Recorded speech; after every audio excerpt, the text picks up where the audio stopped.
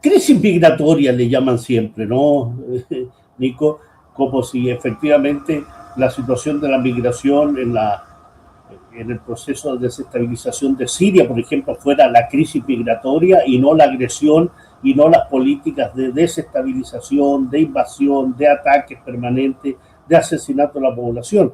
O como si la crisis migratoria de Libia no fuese producto de causas anteriores a que a alguien se le haya ocurrido, ¿sabes? Vamos a tomar un bote, un barco, lo que sea, y vamos a salir de África y nos vamos a dirigir a Europa, como una especie de situación mecánica, ¿no? No, hay causas, hay elementos que explican el por qué se genera, como resultado de esas causas, una crisis migratoria, ¿no? No se produce porque de pronto algunos miles de jóvenes marroquíes y subsaharianos también, porque las imágenes lo que muestran no solo es a ciudadanos de Marruecos, sino también a aquellos que vienen del Sahel africano, de otros países del continente africano, que suelen utilizar estas acciones para buscar mejores perspectivas de vida. Y en ese sentido, claro, lo que ha salido en la prensa es lo que nos quieren mostrar, lo que nos quieren decir respecto a una situación que tiene larga data.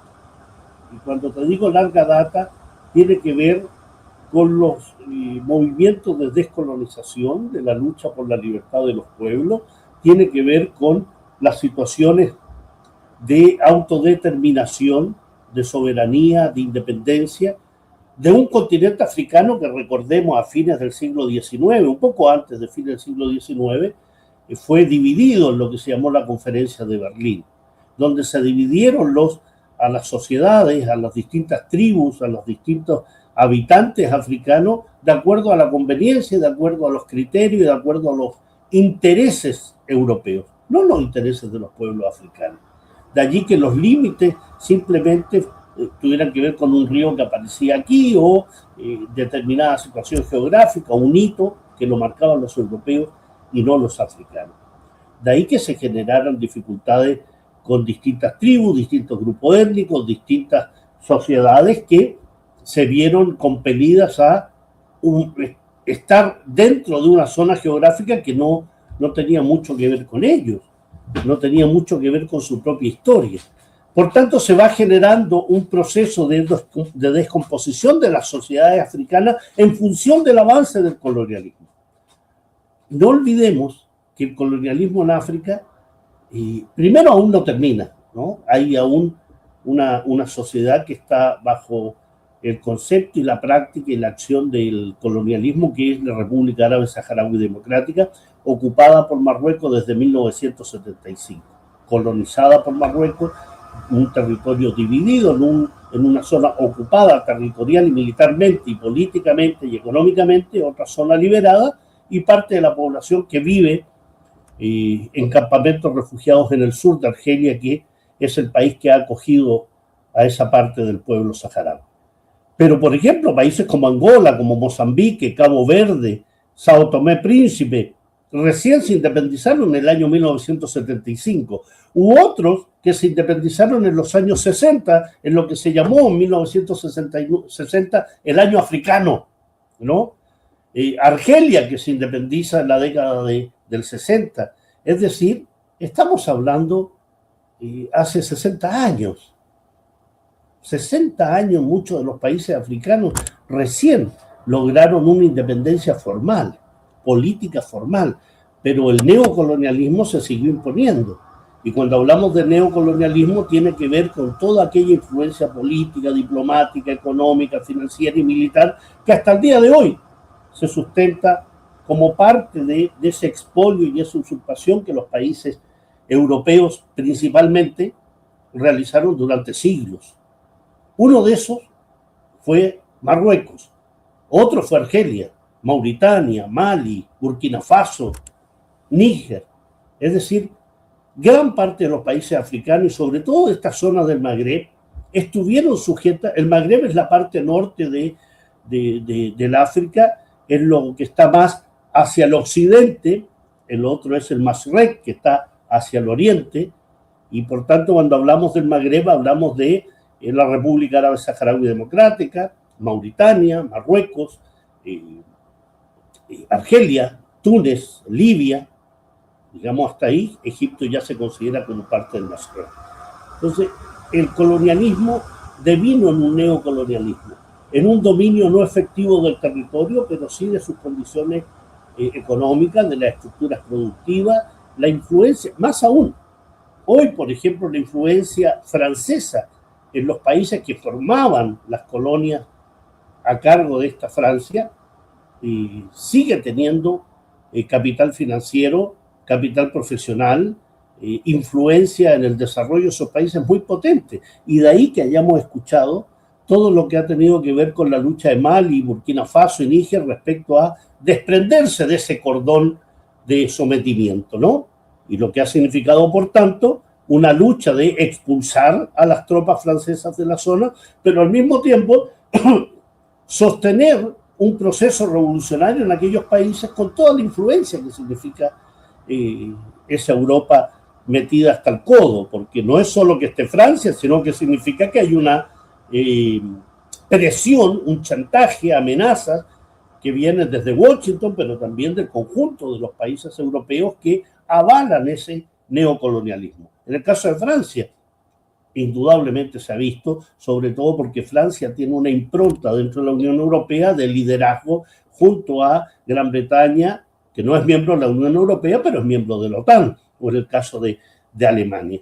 Y lo que hemos visto estos días, para adentrarnos de lleno en este tema, es que en un país del Magreb, como es Marruecos, con cerca de 40 millones de habitantes, un país que exporta principalmente fosfatos y que los saca en forma principal de los territorios ocupados del pueblo saharaui, ¿no? Es uno de los mayores productores y exportadores mundiales de fosfatos y abonos, con toda la importancia que tiene eso para la agricultura mundial. Productos pesqueros, por ejemplo, que son extraídos de los caladeros del Atlántico, que es un territorio saharaui. Es decir, hay una exportación multimillonaria por parte de Marruecos que deriva del colonialismo a partir de Marruecos. No es un colonialismo francés, alemán, español, no, es Marruecos que ejerce un proceso de colonización contra el territorio y el pueblo saharaui.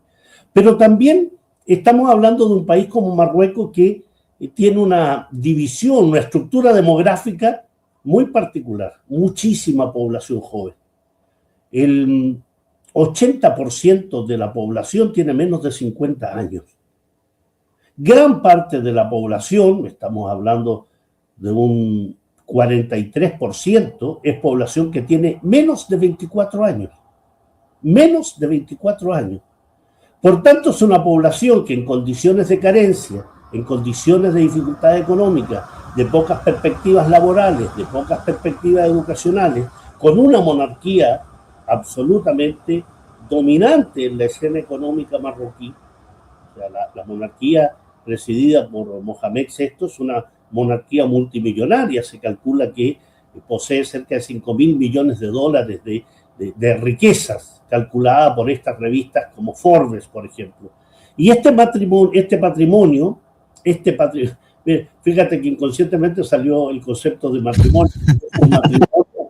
Es un matrimonio de una monarquía que está casada con los holding económicos en Marruecos.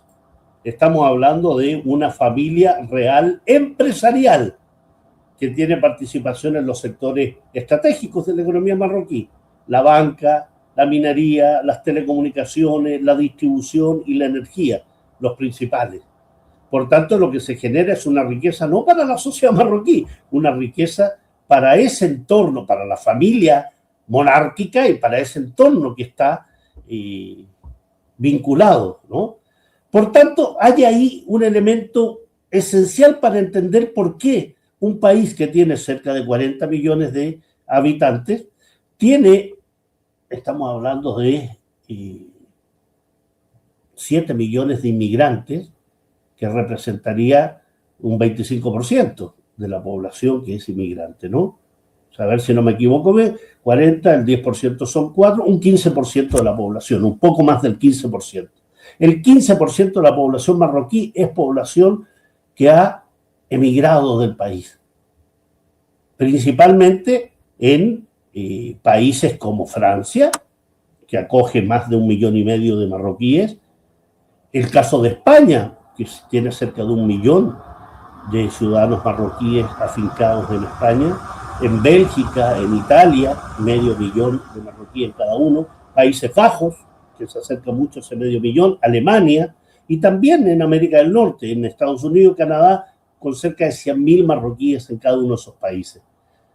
Por tanto, estamos hablando de todas las condiciones desde el punto de vista de la economía marroquí, una economía centralizada, muy potente en ciertos grupos económicos, una población que arriba de un 60% es una población joven, con pocas expectativas educacionales, pocas expectativas de vida, y que por tanto mira con entusiasmo, con anhelo, con deseo, el poder buscar mejores expectativas de vida fuera de las fronteras marroquíes. Y eso implica lo que tienen enfrente, lo que tienen pasando el Mediterráneo, o frente al Mediterráneo, porque ellos son la ribera sur del Mediterráneo. Y de allí que durante años haya una fuerte inmigración marroquí, ya sea hacia el sector de las Islas Canarias, que está en el Atlántico, frente a las costas de la República Árabe Saharaui Democrática, por la zona que significa la salida hacia el estrecho de Gibraltar, y la zona que implica, indudablemente, Ceuta y Melilla, que son dos enclaves y dos ciudades consideradas ciudades autónomas de España, que provienen de 1490 en el caso de uno y 1570 en el caso de Ceuta, Melilla 1490, y que han estado bajo el dominio español. Lo que hace Marruecos es reclamar la soberanía de aquello, pero indudablemente aquí pesan elementos de leyes internacionales que no reconocen el carácter de colonia de Ceuta y Melilla. Por tanto, están sujetos a la soberanía española y no hay discusión del punto de vista internacional en aquello más que lo que Marruecos reclama permanentemente, ¿no?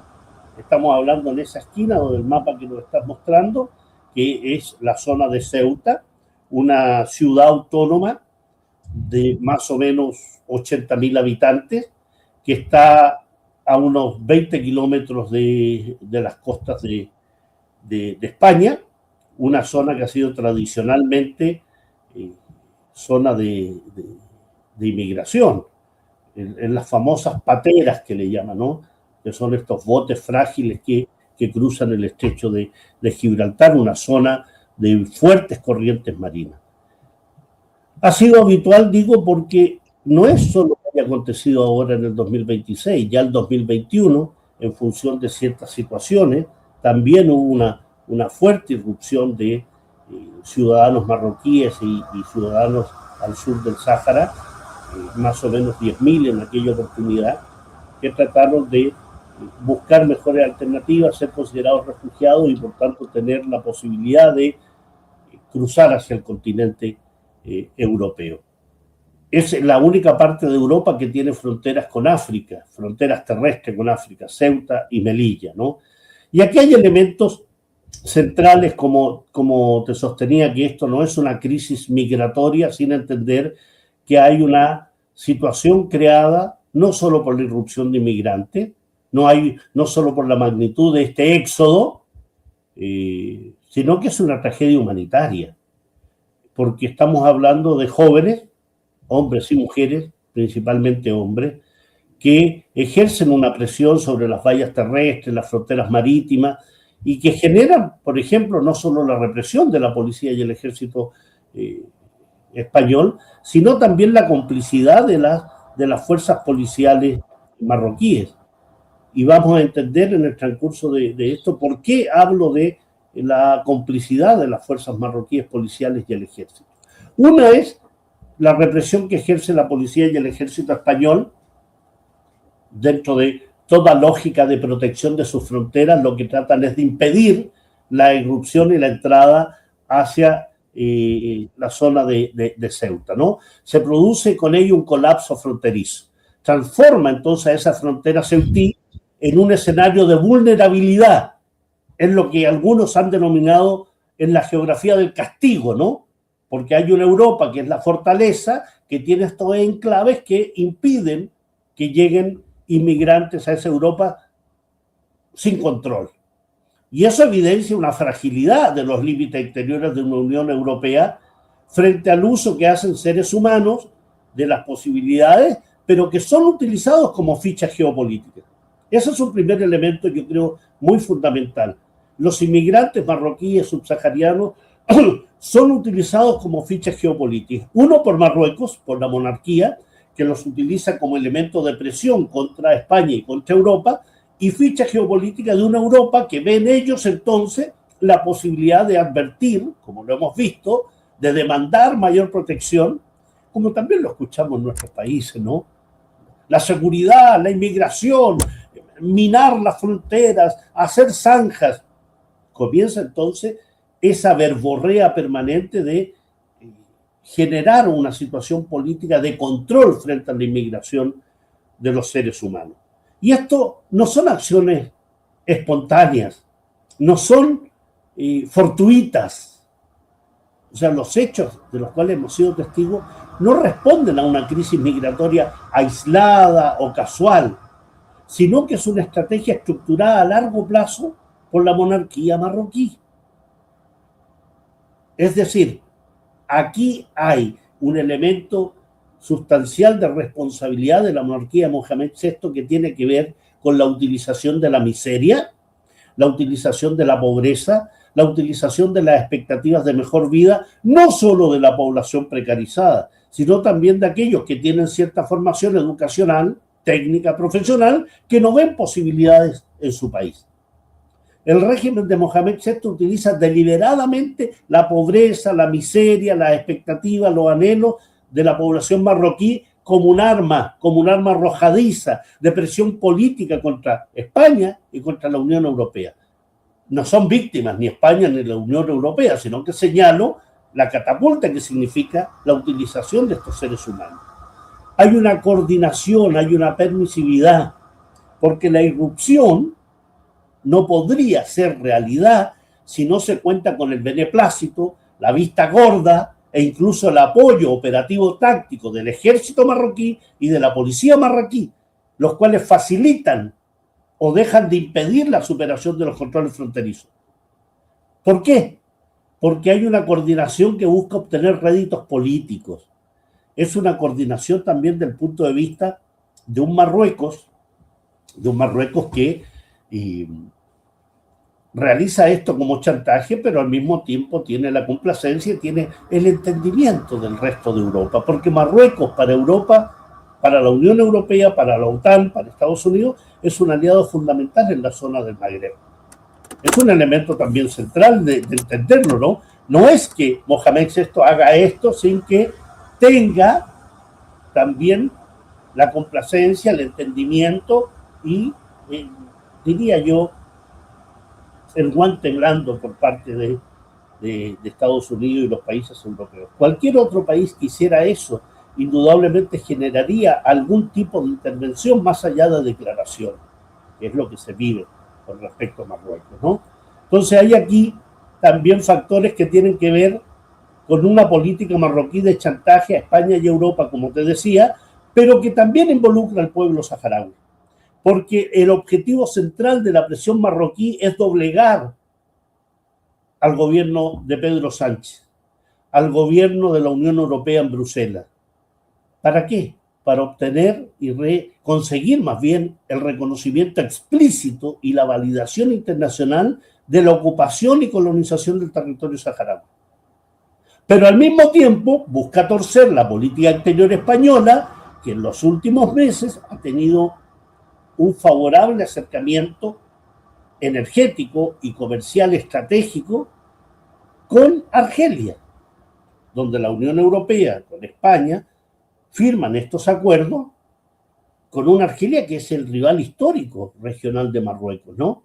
Entonces, lo que se genera aquí es no solo el tema de validación de la ocupación, sino que al mismo tiempo una presión para decirle, ojo con lo que están haciendo con Argelia, porque Argelia no es un socio como lo soy yo, con fidelidad, con consentimiento. Yo participo de alianzas internacionales, por ejemplo, en la coordinación de alianzas que ataca a Yemen. Marruecos fue parte. Participo activamente en el reconocimiento de la entidad sionista. Soy parte de la normalización de las relaciones de países árabes con el régimen sionista israelí. Es decir, utiliza ese chantaje también, ¿no? Y aquí hay un tema de presión internacional, porque es una maniobra en que se ocupa el ser humano que se inserta en una red de intereses donde confluyen la monarquía marroquí, los impulsos de sectores vinculados a la derecha más extrema de Israel, que ya es hablar de todo Israel, respecto a los enclaves de Ceuta y Melilla. Fíjate las opiniones del gobierno sionista, ¿no? Sería bueno que recuperara Ceuta y Melilla.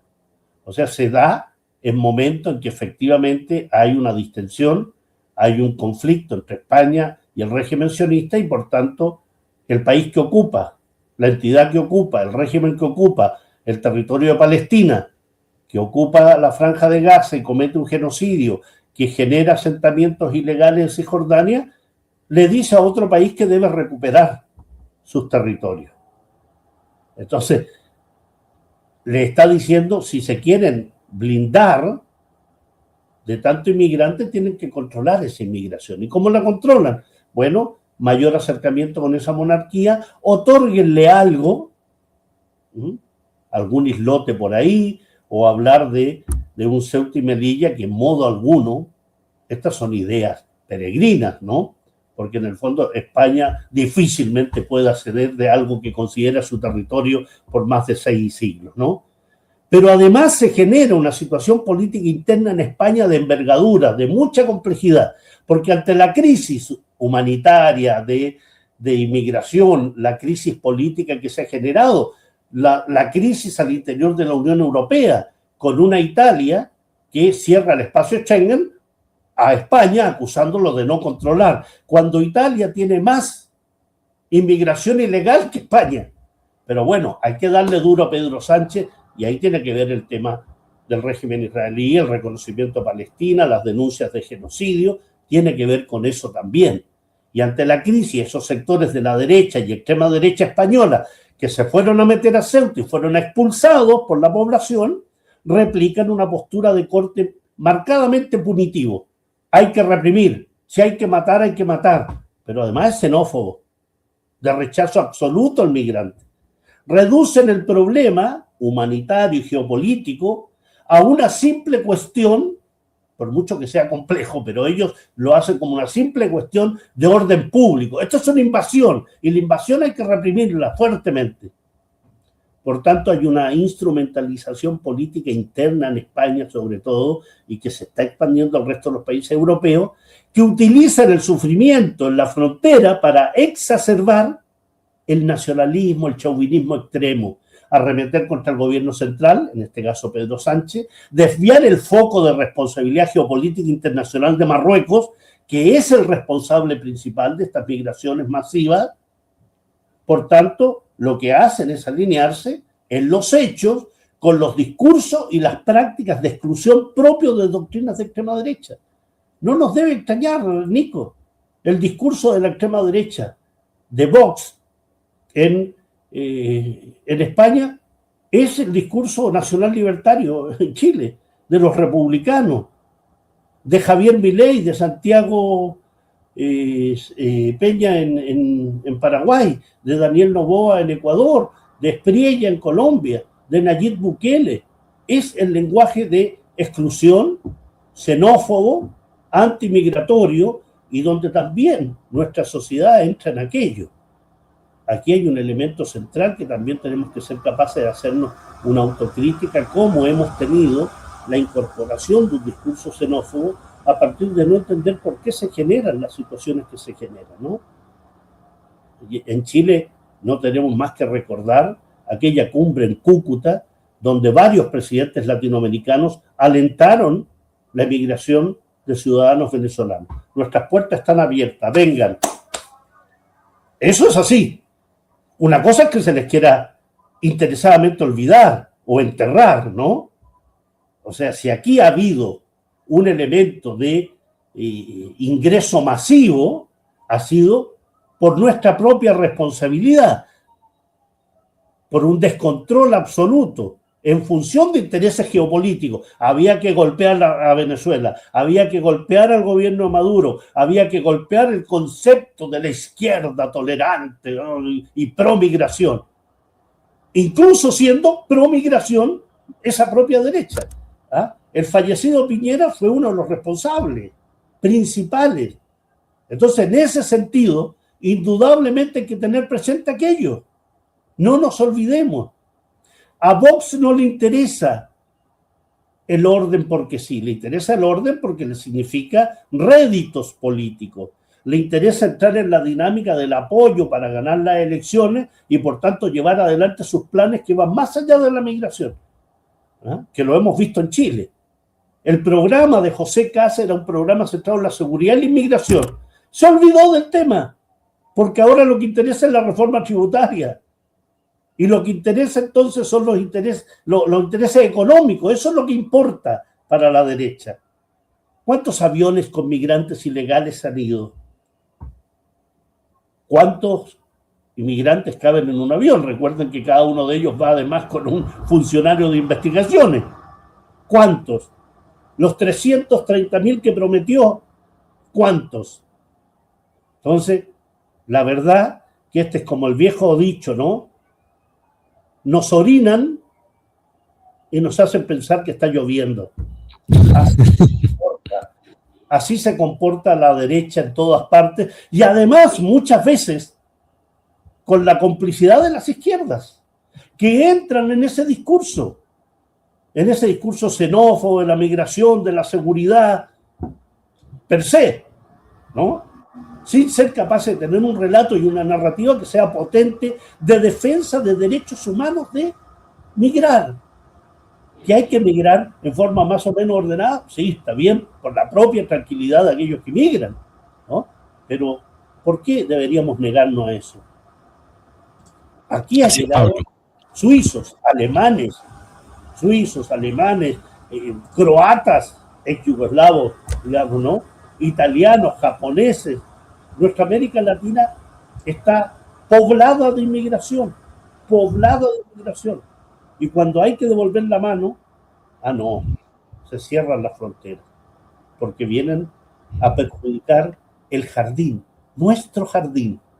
Palabras de Josep Borrell, ex alto representante en política exterior de la Unión Europea, que dijo, el jardín europeo tiene que ser cerrado. No podemos permitir que machaquen nuestras flores. Esa es la situación real, ¿no? Real. Un Marruecos interesado a través de la monarquía de generar presión, chantaje, una Europa que aprovecha la situación para generar una narrativa y un discurso xenófobo, chauvinista, de cierre de fronteras. ¿Para qué? Para desviar el curso de lo que va a hacer, de lo que quiere hacer, como en Chile. En Chile tenemos entonces una política que bajo la excusa del control migratorio, de la seguridad, ha desviado todo el curso para enfocarse en las reformas tributarias, en la generación de una política judicial que permite y alienta y reconoce y valida, por ejemplo, que se libere a personajes como este capitán Crespo, que ha salido libre de polvo y paja, y que el presidente lo valore. El mandatario de este país valora que se deje libre de polvo y paja a Crespo. Ese es el fondo de todos los asuntos. Parafernalia por acá, luces por acá, fuegos artificiales, para llevar adelante lo que verdaderamente le interesa y que en el Senado en este momento se está discutiendo, si es que ya no salió, ¿no? Ya aprobaron la mega reforma. Bueno, saludar a todos y todas quienes nos ven en vivo en directo. Son las 9:39 minutos. Estamos en Mirada Crítica, el programa TV streaming de Pablo Jofré Leal. Saludar a quienes nos ven desde Facebook, YouTube, Twitch, X y las diversas redes asociadas a Mirada Crítica. Mira, Pablo, mientras tú exponías, yo logré editar prontamente este artículo. Denuncian en Chile una operación de propaganda marroquí contra el Frente Polisario y la justa causa saharaui. Hagamos una revisión, ya que lo mencionaste inicialmente. Esta es una declaración emanada de la Asociación Chilena de Amistad de la República Árabe Saharaui Democrática.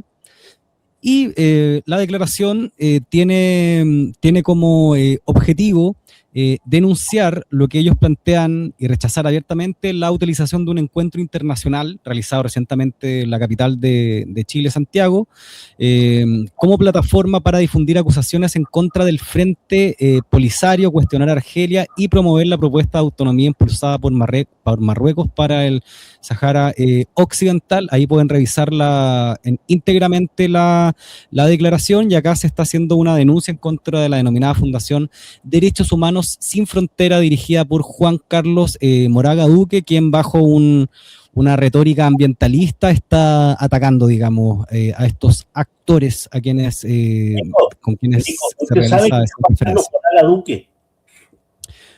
No, cuéntame. Juan Carlos Moraga Duque fue fundador del Partido Socialista Chileno en las postrimerías de la dictadura militar, civil-militar. O sea, creó un partido socialista ad hoc, que finalmente era un partido socialista proclive a la dictadura.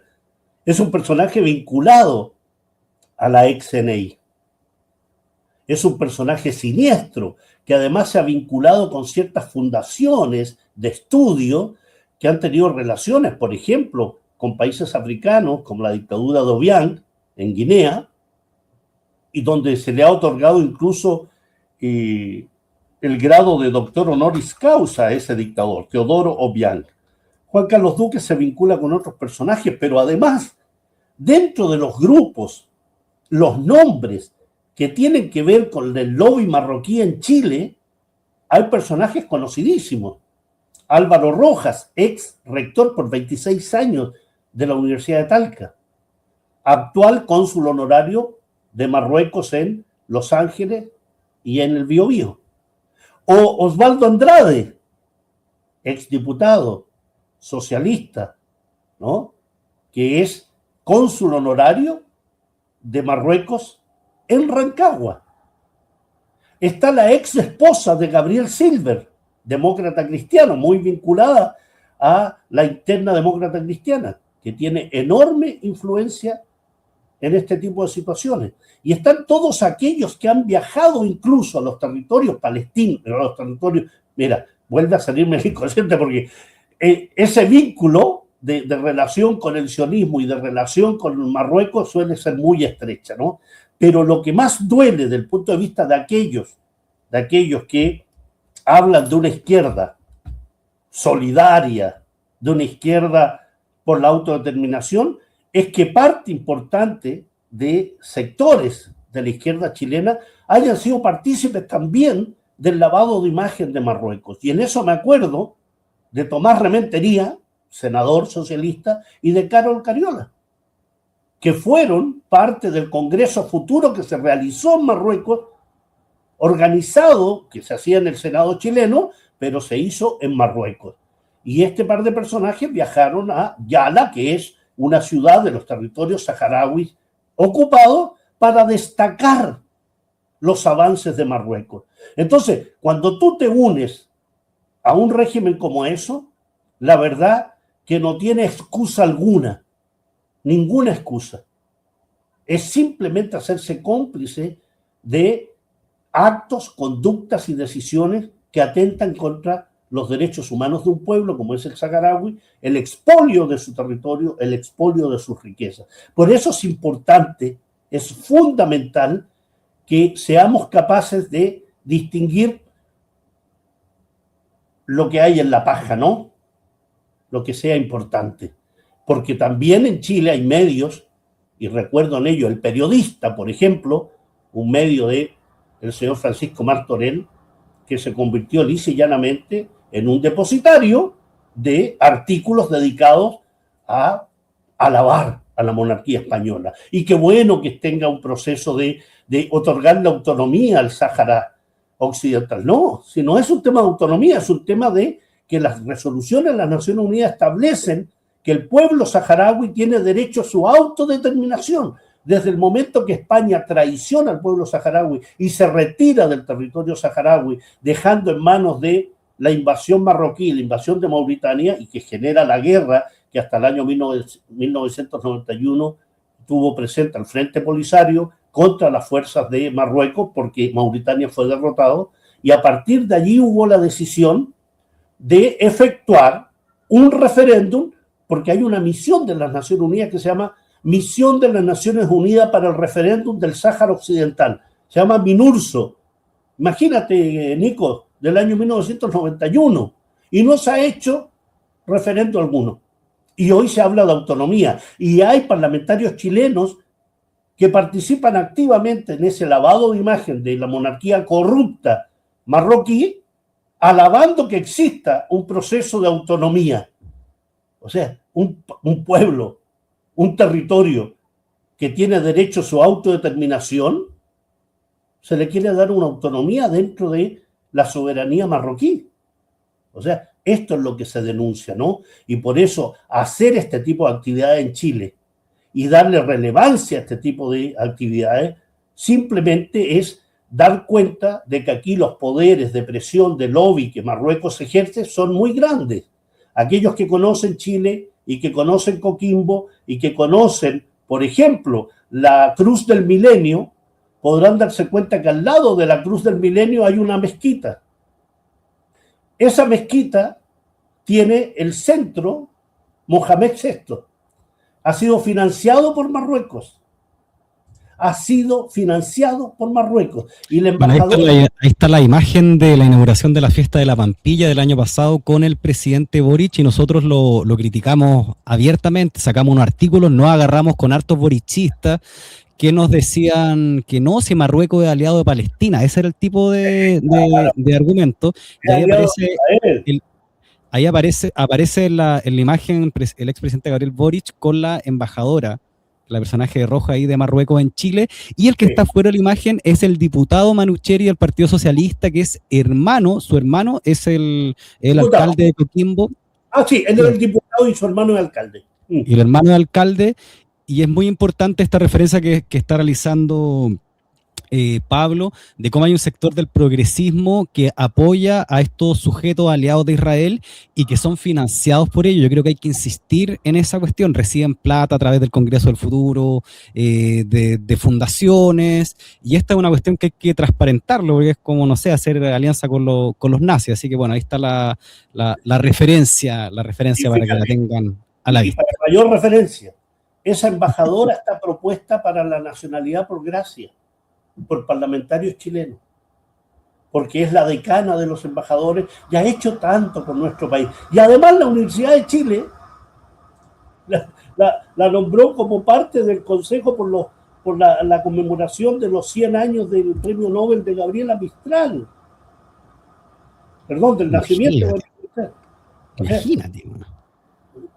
Fíjate cómo indica... Con plata baila el mono, ¿no? Exactamente. Exactamente. Hay una fundación que se llama Fundación África América Latina, que tiene, por ejemplo, a Mario Toral, tiene a Roberto Bravo. No puedo decir si Toral y Bravo sean pro marroquí o sean pro sionistas, pero sí lo que puedo decir es que con habilidad, porque esto es habilidad, la embajada de Marruecos logra captar a ciertas personas, ¿no?, para hacerlas parte de fundaciones aparentemente con un propósito noble, pero que se convierten en un lavado de imagen del régimen marroquí. Eso es Marruecos, se comporta, actúa de la misma forma que lo hace el sionismo con su Hasbara, ¿no?, su política de diplomacia pública. Ya, buenísimo. Mira, podríamos quedarnos hablando acá muchos temas. Marruecos es parte de los acuerdos de Abraham también. Marruecos recibe al soldado israelí. Hemos visto las imágenes. Ha hecho ejercicios militares, Nico. Ha hecho ejercicios militares. El Sáhara Occidental tiene un muro de 2.700 kilómetros de largo. 2.700 que separa los territorios saharauis ocupados de los territorios liberados. Más de 100.000 soldados marroquíes custodian ese muro. ¿Y sabes quién lo construyó? Arabia Saudí. Dinero saudí y tecnología proporcionada por el régimen sionista. Ese es Marruecos. Y que algunos digan, no, que Marruecos apoya al pueblo palestino. Vamos. como diría un argentino, que está muy de moda los argentinos tras el Mundial, tomátela.